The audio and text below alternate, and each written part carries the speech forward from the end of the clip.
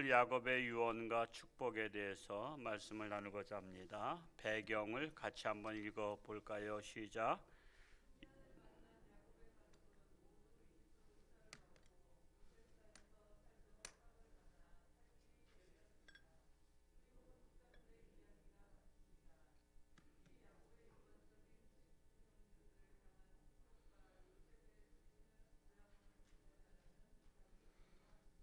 예. 야곱의 유언적인 12형제들을 향한 축복이 있고요. 또한 요셉의 시신을 고향으로 옮겨달라는 부탁을 하고 있습니다. 묵상으로 들어가 보겠습니다. 1번 같이 읽습니다. 시작. 이집트 왕이 야곱에게 나이를 묻자 내 나이가 130살이지만 험악한 세월을 보냈다고 회상합니다.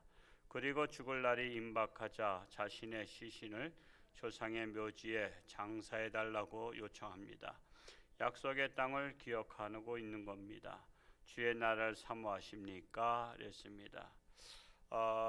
야곱이 그 이집트 즉 애굽에 갔을 때 왕이 물었죠. 내 나이가 얼마가 되냐 했더니 130살 살았습니다만 험악한 세상을 살았습니다. 근데 야곱뿐만 아니라 다 그렇죠. 인생들이요. 어제는 제 큰 매부가 저한테 동영상 하나 보내준 거 이렇게 틀어보니까 그 이제 옛날 6.25 때 있었던 그 사진들입니다.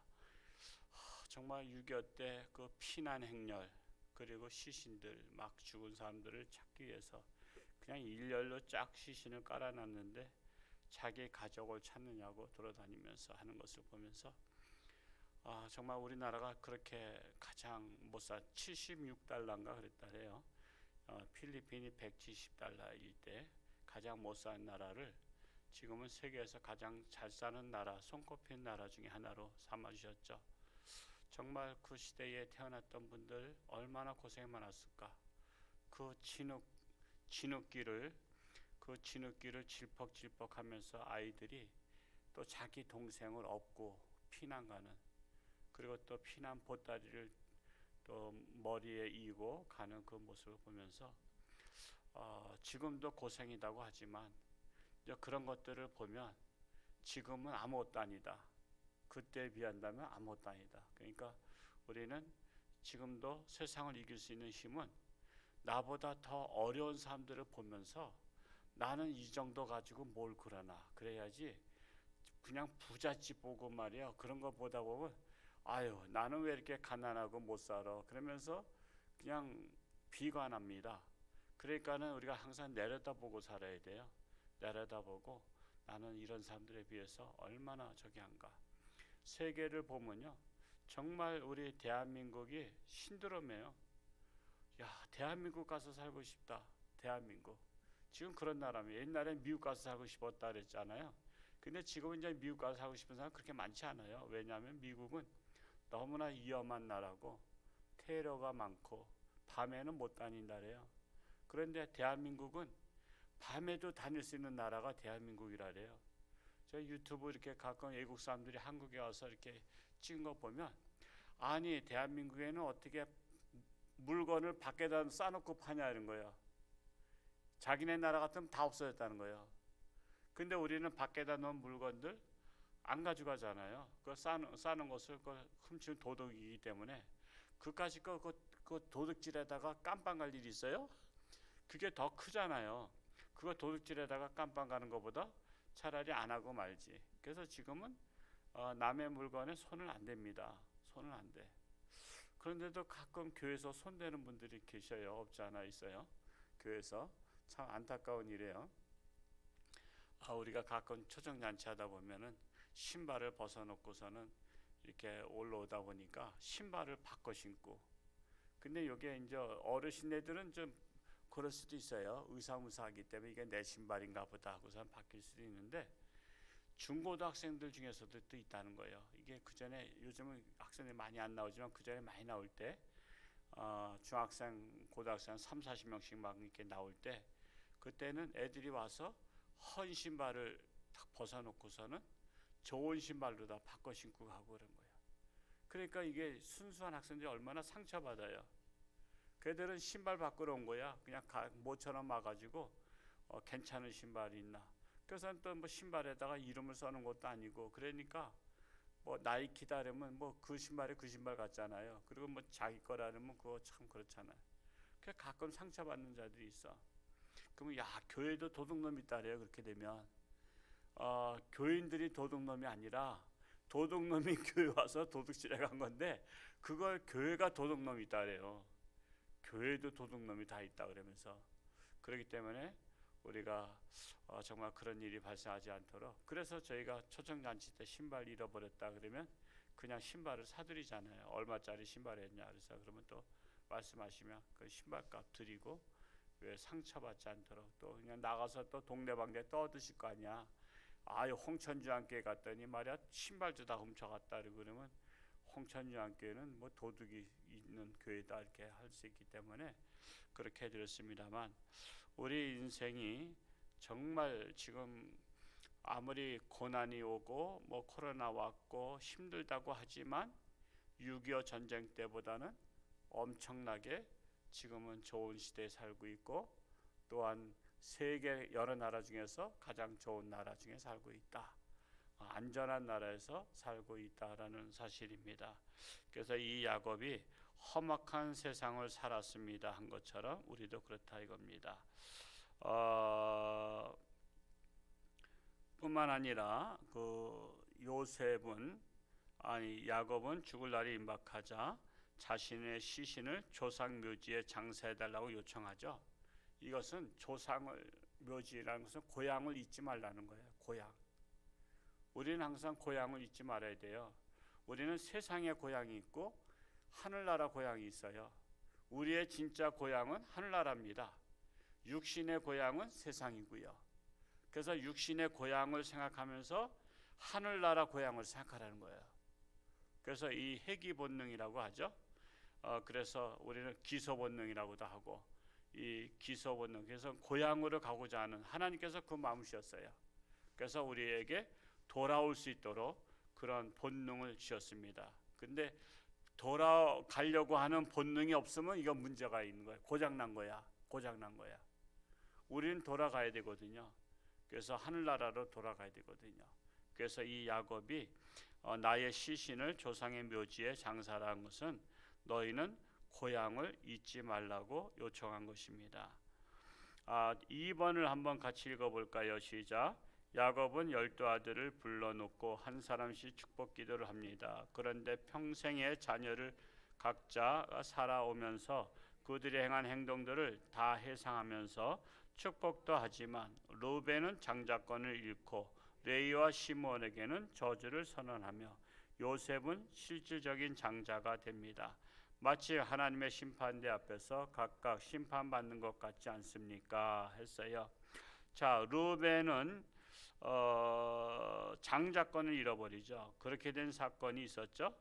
아버지의 그 첩인 비라는 원래는 라헬의 몸종이었었죠.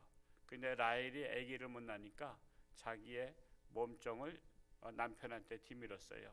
이게 오늘날 정세는 맞지 않지만 그 시대에는 또 그랬다는 거예요. 그러니까 이걸 왜 그랬냐 따지면 뭐 지금 따진다고 역사를 돌릴 수도 없는 거고 그 시대는 그랬었다. 그리고 우리와 문화가 다르다라는 것을 생각하시면 됩니다. 그런데 그 라헬의 몸종이었던 그 비라와 이 장자 아들이 통관합니다. 그러니까 이게 있을 수 없는 거죠.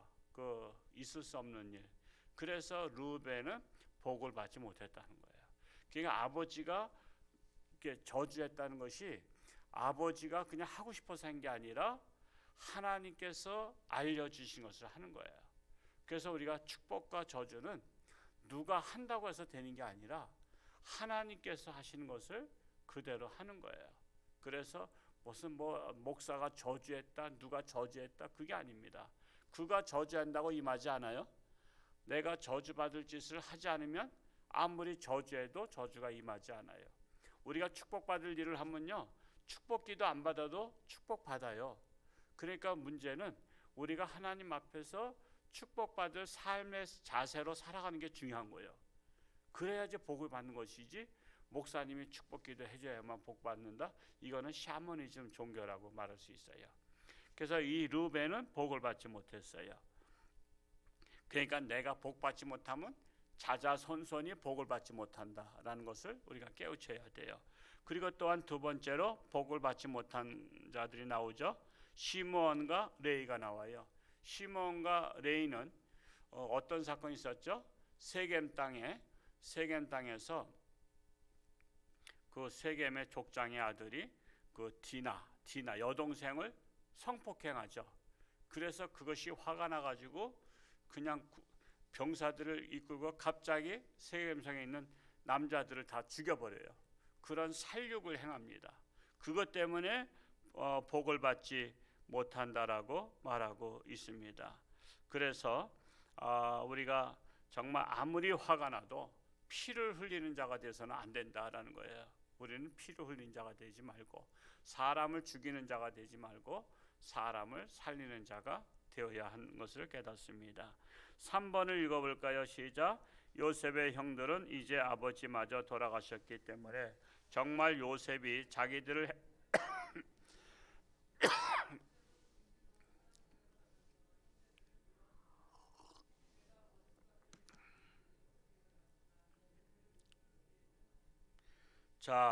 그 아버지가 돌아가시니까 형들은 걱정했죠. 이거 동생 요셉이 우리들을 아버지 앞에서는 아버지의 마음을 상하게 하지 않기 위해서 우리들한테 잘했는지 몰라. 근데 이제 아버지가 돌아가셨으니까 이제 때가 왔다고 우리한테 원수를 갚을 것이 아닌가 해서 걱정을 했는데 50장 19절에서 21절도 한번 읽어보겠습니다. 50장 19절에서 21절 우리 한 목소리를 한번 읽어볼까요? 시작.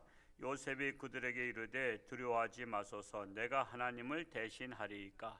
당신들은 나를 해하려 하였으나 하나님은 그것을 선으로 바꾸사 오늘과 같이 많은 백성의 생명을 구원하게 하시려 하셨나니 당신들은 두려워하지 마소서. 내가 당신들과 당신들의 자녀를 기르리이다 하고 그들을 간곡한 말로 위로하였더라. 요셉 꽤나 괜찮죠? 정말 꽤나 괜찮은 분이에요. 요셉을 인생의 모델로, 제가 인생의 모델 누구를 삼을 것인가라고 설교도 제가 준비하는 게 하나 있지만 언제 제가 할지 모르겠지만은 우리는 모델을 잘 삼아요. 저는 요셉을 모델로 삼아요. 요셉. 정말 요셉의 마음이 예수님의 마음을 닮았다라는 것을 볼 수가 있습니다. 정말 우리가 정말 원수 갚을 일이 있을 때 원수를 갚는 것이 아니라 은혜를 베풀면 얼마나 좋겠습니까? 하나님께서 얼마나 기뻐하시겠어요? 우리 한기자 오늘 말씀 읽으면서 마음에 와닿는 말씀 한 구절을 적어내어 봅시다. 바로 이 50장 20절 말씀을 제가 적었어요. 당신들은 나를 해하려 하였으나 하나님은 그것을 선으로 바꾸사 오늘과 같이 많은 백성의 생명을 구원하게 하시려 하셨나니. 하나님께서는 선으로 바꾸시는 하나님이시다라는 겁니다. 적용 말씀을 묵상하면서 나의 삶에 적용할 것과 실제적으로 행동에 옮길 것을 구체적으로 적어봅시다. 나를 미워하고 비난한 자까지도 사랑하는 마음을 주옵소서. 여러분 마음도요 하나님의 선물이에요. 저에게 사랑하는 마음, 선한 마음을 달라고 기도하시기 바랍니다. 그러면은 내 마음으로는 할 수 없지만 하나님이 주신 마음으로 감당할 수 있다라고 볼 수 있습니다. 감사하는 성도는 더욱더 풍성한 삶을 살게 됩니다. 오늘 하루를 돌아보며 한 줄로 감사를 적어봅시다. 어제 강원 CBS 운영이사회가 석사감리교에서 모였었는데 기도하다가 툭하면 잊어버려요. 그래서 그냥 그 전화 어떻게 오신다 그랬는데 어떻게 안 오시냐면 나 깜빡했습니다. 요즘은 이제 깜빡할 나이가 되긴 된 것 같아요. 어제도 그냥 기도하다가 참 오늘 CBS 운영이사회 회의인데 선교국장님 전화 와서 간다고 약속했는데 그래서 그냥 불이 나게 또 갔죠. 갔더니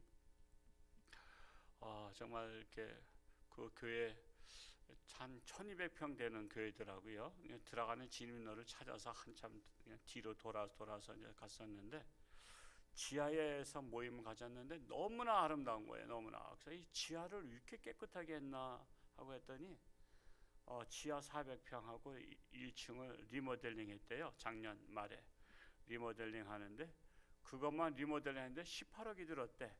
와, 18억은 교회를 짓는. 근데 저 하긴 너무 잘했어요. 아주 그냥 뭐 최신식으로 해놨더라고. 그래서 참 이렇게 그런 대로 요즘 시대는 이제 교회도 깨끗하고 깔끔하고 또 잘 모이는 대로 갈 수밖에 없겠다 이런 생각을 좀 갖게 됩니다. 거기서 또 춘천에도 그 합동측의 이병철 목사님과 또 마침 자리 옆에 앉아서 대화 나누면서 온라인 전도에 대해서 이야기를 하다 보니까 자신이 지난해 말에 서울에 세미나를 한번 그 기도회를 갔었는데 하남에 은혜교회라고 있다래요. 대치동에서 이사를 왔는데 그 교회 목사님도 하나님 이 코로나 시대에 어떻게 전도해야 됩니까? 그래서 기도했더니 떡 전도하라고 하나님께서 그 떡을 나눠주면서 전도하라. 원래 이 떡 전도는 대치동서도 했었대요. 그랬더니 대치동서는 떡 받아가지도 않는데 그 대치동은 부자 동네잖아요. 길거리에서 주는 떡 안 받아가는데 떡 전도하라네. 떡 전도하다가 대치동선 실패했는데 근데 하나님이 하라 그러니까는 떡을 해서 거기다 교회 스티커를 붙여가지고 이렇게 11시쯤 오전 11시가 가장 또 배고플 때 아니에요. 점심 전이니까 따끈따끈한 것을 하남시에 있는 분들이 나눠주는데 거기서는 불티나게 나가면서 반응이 좋아가지고 떡전도하면서 700 몇 명이 등록했대요. 그러니까 놀라운 기적이 일어난 거죠. 그러니까 700여 명. 그래서 거기 그 사진 한 장을 저한테 보냈는데 등록하신 분 사진을 딱딱딱딱 붙여놨더라고. 근데 진짜 뭐 몇백 명 사진이 이렇게 붙어 있는 걸 봤어요. 그러니까 우리 교회는 우리 교회에 맞게 온라인 전도를 했지만 또 떡 전도를 해서 야 그런 목사님도 계시구나.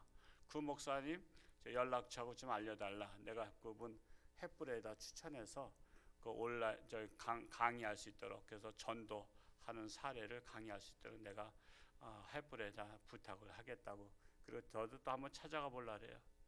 정말 우리의 감사한 것은 정말 나보다 더 열심히 하고 잘하는 분을 발견하는 게 감사한 일이야.